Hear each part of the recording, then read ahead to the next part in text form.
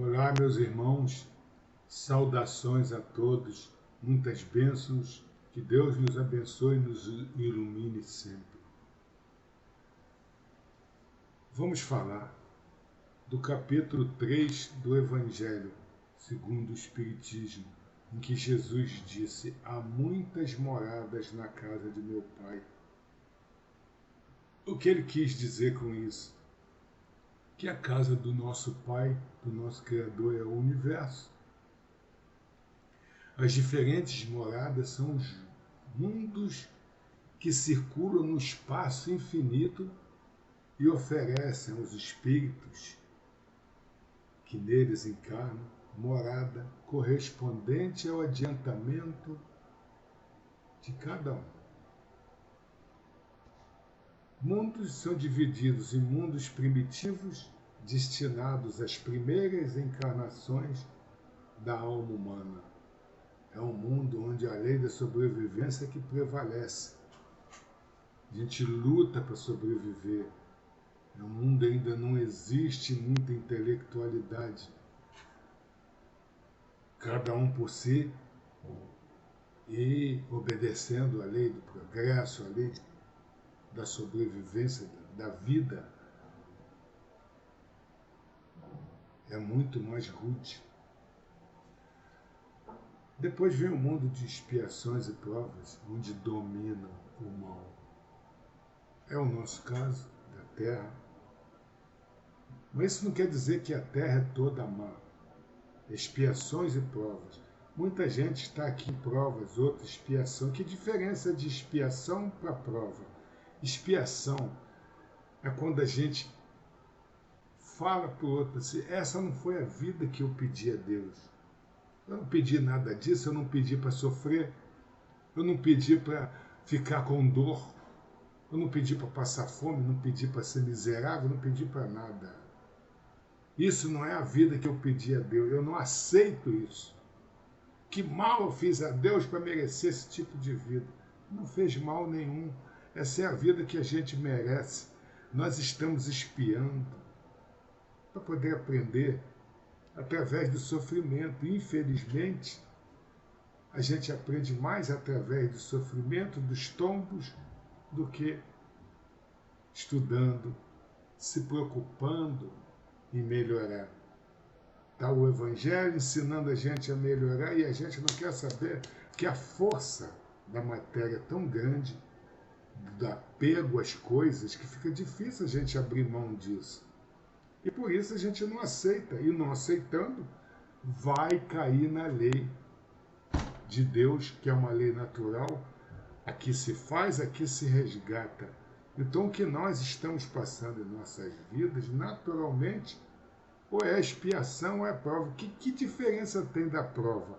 A prova é quando a gente entende que nós erramos e aceitamos vir aqui na vida e mostrar que nós realmente entendemos.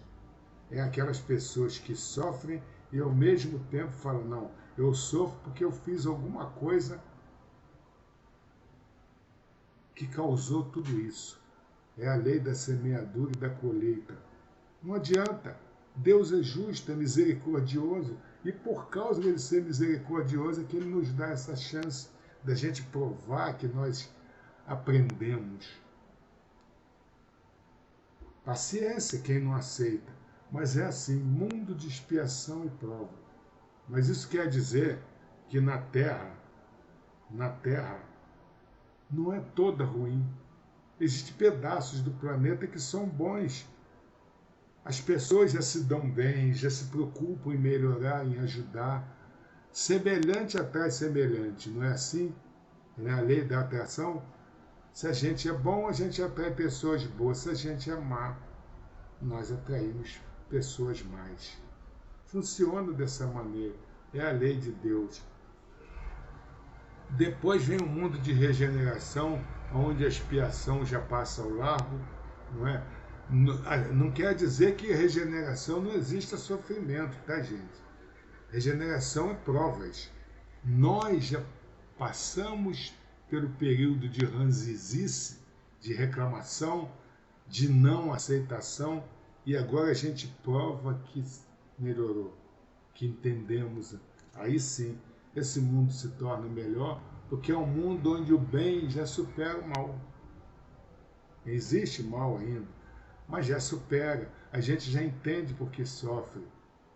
Depois vem o terceiro mundo, que é o mundo ditoso, o mundo feliz, onde o bem sobrepuja o mal, acaba com o mal. Não é? E fora disso, vem os mundos felizes e os mundos angelicais. Não importa. 5 camadas, e dentro dessas 5 classificações ainda existem os intermediários. Não é? A Terra já está melhorando, está passando para regeneração, então já vai abandonando aquela fase pesada de sofrimento, de lei de sobrevivência, vai passar a ser melhor. Da regeneração para a transição para um mundo melhor, também tem outras fases, muitas moradas, cada um adaptado à nossa qualidade de vida espiritual, nosso avanço. Mas a vida sempre continua, a vida nunca acaba. A cada vez que a gente aprende, mais a gente quer aprender, mais a gente quer conquistar a bondade, o amor. Acaba se afastar dessa parte ruim, dessa parte maldosa. Quem é que não quer ter uma vida boa? E, falando em vida boa, vamos falar de 3 planetas aqui no nosso sistema solar que existe vida. Um deles, que é difícil até da gente entender, é o Sol. Existe vida no Sol? Sim. No livro Conhecereis a Verdade, do José Fuseira, esse livro é de 1960, se alguém quiser comprar, é mais fácil na estante virtual, que é um livro antigo, não é? E lá tem 2 comunicações mediúnicas, ditada através do monge Henrique Voz e a outra ditada por Ramatiz. Foram ditadas para a irmã Guilhermina Drischel, que era uma médium, não é? Ela também já desencarnou, e eles trazem informações a respeito do Sol. Uma coisa para a gente entender é o seguinte: o que nós fazemos confusão e que dificulta o entendimento é que nós, como seres humanos da Terra, a gente acha que a vida nos outros planetas tem que ser igual à nossa. O que é difícil. Na sabedoria de Deus, não tem como a gente não entender que com toda essa sabedoria suprema, ele não vai adaptar os espíritos, as suas criaturas, a cada ambiente dentro do planeta. O nosso planeta é rico em oxigênio, então muitos outros seres de outros planetas não conseguem sobreviver aqui. Outros sim. Tudo depende da adaptação do ambiente. E nos planetas em que não existe muito oxigênio, é mais sutil, nós não vamos funcionar com esse corpo que nós temos, denso e pesado. Não é? Lá no Sol, o seu chefe espiritual é o Job, um príncipe bíblico, paciente e justo, que outrora viveu na Terra e cuja grandeza moral foi a de ter possuído os maiores bens de opulência, de riquezas terrenas, perdeu tudo, suportou as mais acerbas provações da miséria e da doença, mas sempre bendizendo Deus, sempre louvando Deus e agradecendo, porque ele entendia tudo isso. Ramatiz diz que os habitantes do Sol são criaturas dotadas de corpo fluídico, bem leve, bem diáfano, né? Diz o nosso monge comunicante também. As vibrações desses corpos são rapidíssimas e aí eles ficam imunes àquele meio cáustico físico. em faixas vibratórias diferentes. Quanto mais a gente vibra, mais a gente sai daquela faixa pesada. Não é? Resumindo, eles não sofrem a ação obstrutiva do meio ambiente. Não é? As suas vibrações são diferentes. O Sol é um corpo incandescente ou em combustão. Isso é verdade. A ciência astronômica assegura que o Sol ele já ultrapassou a existência de 3 bilhões de anos da Terra. Se isso é verdade, e se fosse essa substância em ignição, conforme todo mundo diz, a consumir-se em chamas, provavelmente o Sol já teria se extinguido em menos de 10 mil anos terrestres.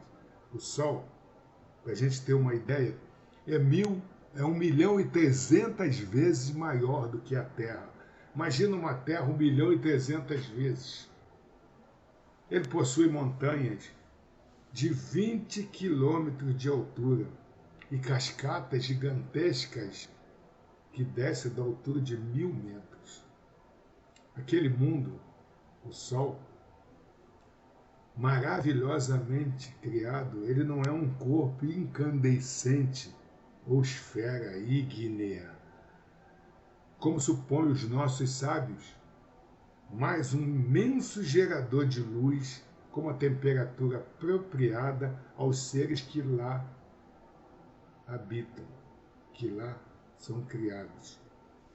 É apenas a aparência que nos faz supor que esse astro seja um imenso núcleo de fogo, projetando no espaço seu calor intenso. Semelhante calor procede das imensas quantidades de rádio existente no interior do Sol, e suas irradiações, varando o espaço em todas as direções e latitudes, produz um calor intenso, que a gente já conhece muito bem, não é? Vegetação do Sol brilhante, árvores de 250 metros de altura, florestas paradisíacas, onde existem habitantes, homens e mulheres, de formosura angélica. O corpo deles é de natureza fluídica, como nós já falamos. São altos de estatura de 4,5 a 5 metros de altura e de maravilhosa formosura. Homens e mulheres coroados, de cabelos compridos, altos, amarelos. A alimentação consiste somente em frutas deliciosas. A propagação da espécie, e isso é muito importante, isso vai aguçar o nosso sentido para outras coisas, inclusive que tem na Bíblia, nas nossas escrituras sagradas. A propagação da espécie não se faz de modo carnal, como no mundo animal, mas sim de um modo santo, espiritual, por meio de uma concentração em um sentimento puro e imaculado de abraço entre o homem e a mulher.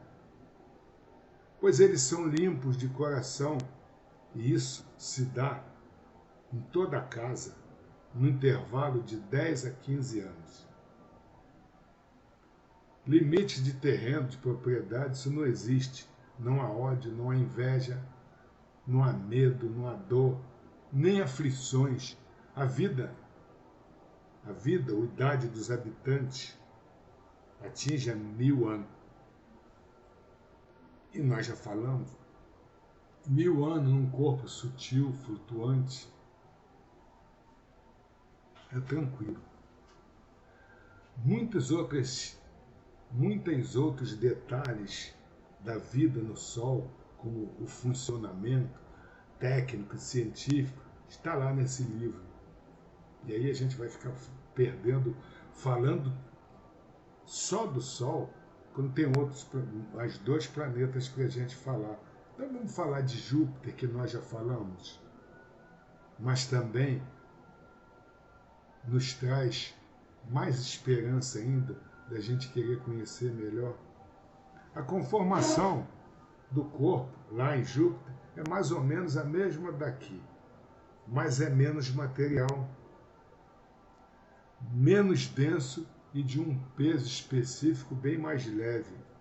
Enquanto nós rastejamos, carregamos essa carcaça pesada sobre a Terra, andando pesadamente, o habitante de Júpiter se transporta entre um lugar e outro, deslizando pela superfície do solo, quase sem fadiga, como pássaro no ar ou peixe na água, né? sendo a matéria mais depurada de que é formado o corpo deles, dissipa-se após a morte, sem ser submetida à nossa decomposição pútrida. Quer dizer, o corpo acaba, ele se decompõe rapidamente porque é leve, é sutil. Não é? A alimentação do pessoal de Júpiter é composta de frutos e plantas. A duração de vida é proporcionalmente muito maior que na Terra. Equivale a 5 séculos, 500 anos. O desenvolvimento é também muito rápido. A infância dura apenas alguns meses. Enquanto no Sol a gente nasce já com 20 anos, não tem infância, já consciente, Júpiter dura apenas alguns meses. Eles comunicam-se através do pensamento. Mas também tem a linguagem articulada. Agora vocês imaginam o trabalho que dá a gente falar para poder entender o outro. Por isso que a gente cansa, os estudantes cansam na aula. É como na leitura. O que acontece na leitura? Nós aprendemos a ler repetindo, mecanicamente, tudo que a gente vê. M-A-M-A, L-A-Lá, Ma-Lá. Quer dizer, o cérebro precisa repetir, usar essa parte mecânica, coisa que a gente já está vendo, o olho está vendo, está transmitindo direto para o cérebro. Então a leitura veloz é muito mais rápida de se ler e de se entender, porque a comunicação é online, direto com o cérebro, sem precisar repetir o que a gente está falando. A comunicação e pensamento também. Quando a gente capta o pensamento do outro, para que falar? A gente já sabe que pensa. É muito mais rápido a comunicação e eles utilizam isso em larga escala. Mas também há voz, há fala.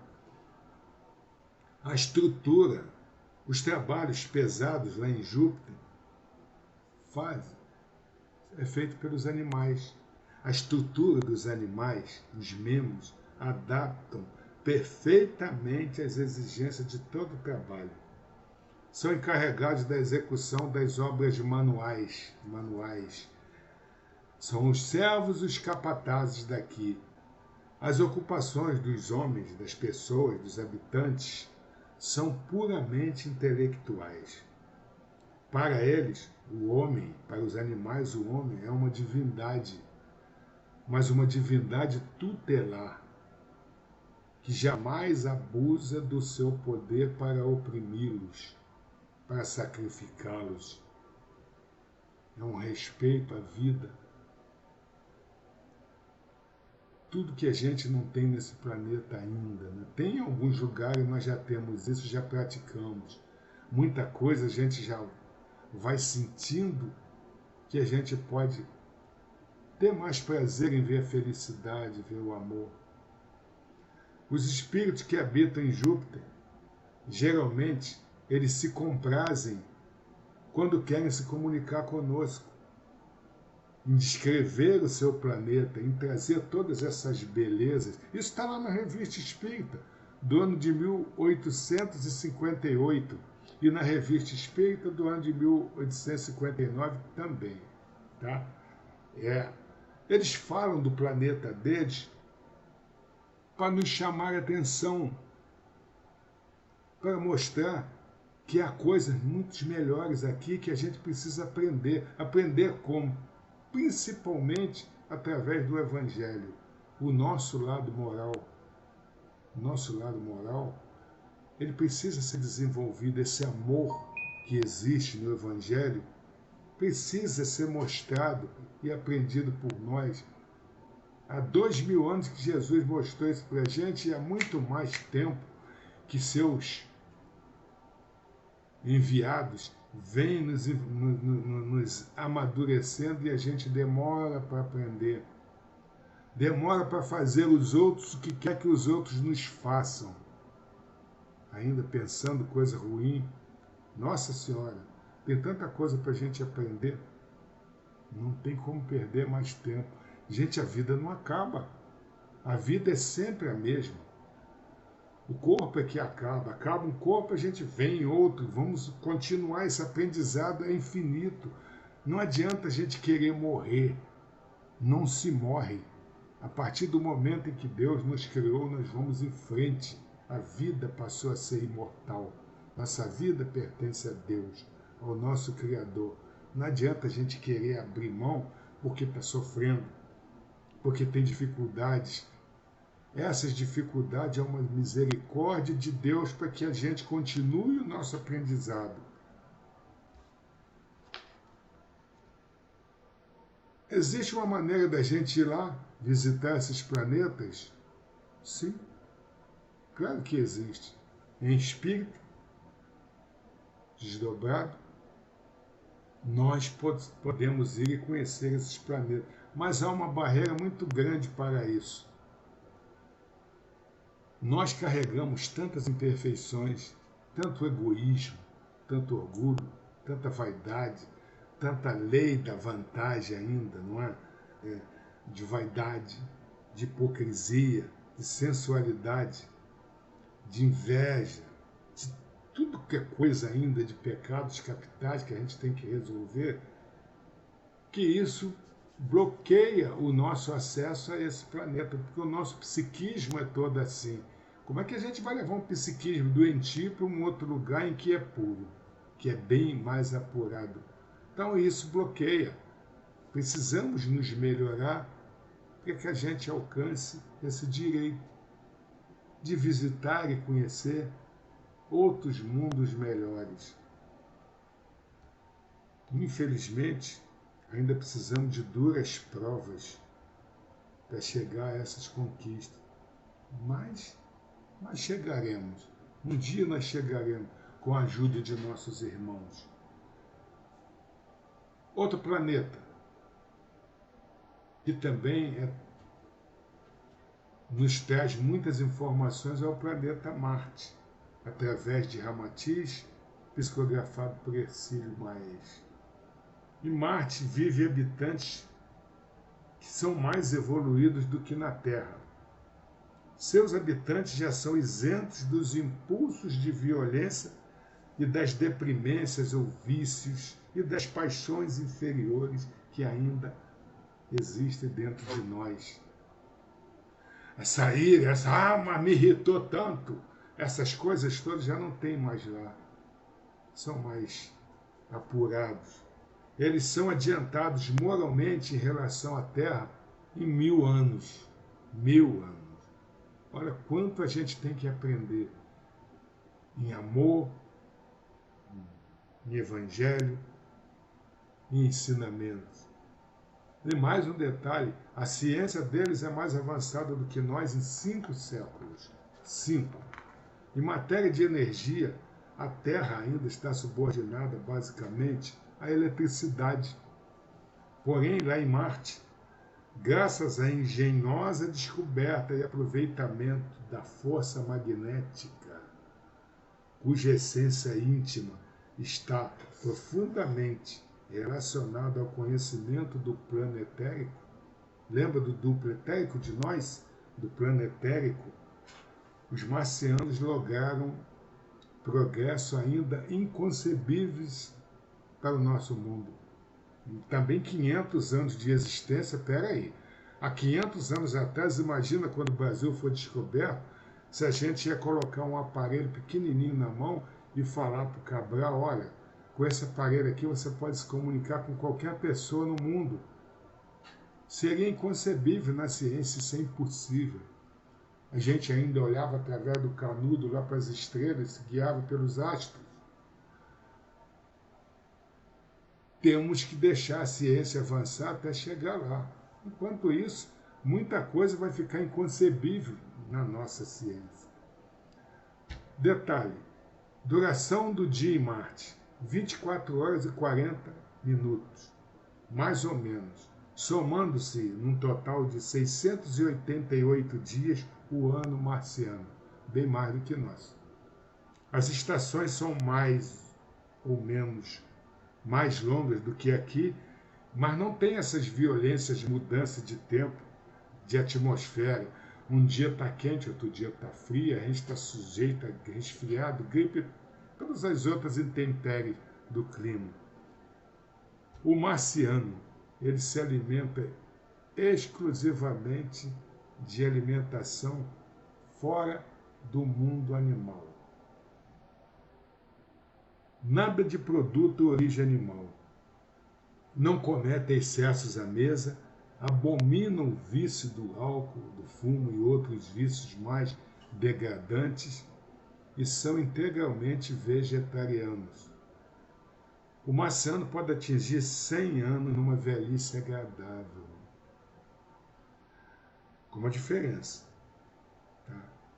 Os 100 anos velho do ancião lá equivale a uma energia, a uma vitalidade de nós aqui com 50 anos. Quer dizer, muito mais agradável. A ciência deles é avançada, o tratamento é muito melhor. Tudo isso está lá no livro A Vida no Planeta Marte, do Hercílio Maes. Gente, muitas outras coisas temos ainda pela frente para descobrir, para desvendar, para trazer para nós esse enriquecimento tão necessário à nossa conduta, à nossa evolução. Mas o que mais conta atualmente é o que diz dentro do Evangelho de Jesus, todos aqueles ensinamentos, não é, de amor ao próximo, de mansuetude, de calma, de tranquilidade, de desligamento dos apegos materiais, de tudo isso. Está tudo na nossa mão. Precisamos amadurecer esses ensinamentos, aumentar o nosso lado moral, nos amar mais, prestar mais atenção em nós, que estamos todos no mesmo barco, uns com mais dificuldade, outros com menos, mas sempre se colocando no lugar do outro e melhorando. Peço a Deus que nos ilumine cada vez mais, que nos abençoe, mas que aprendamos a dividir essas bênçãos com todos à nossa volta, dos dois lados da vida, nossos entes queridos do lado de cá, do lado de lá. E quanto mais a gente se ajudar, mais se iluminar, melhor será para esse planeta, mais nós estaremos colaborando com o nosso Pai Criador. Sejam todos muito felizes, muita luz, muita paz.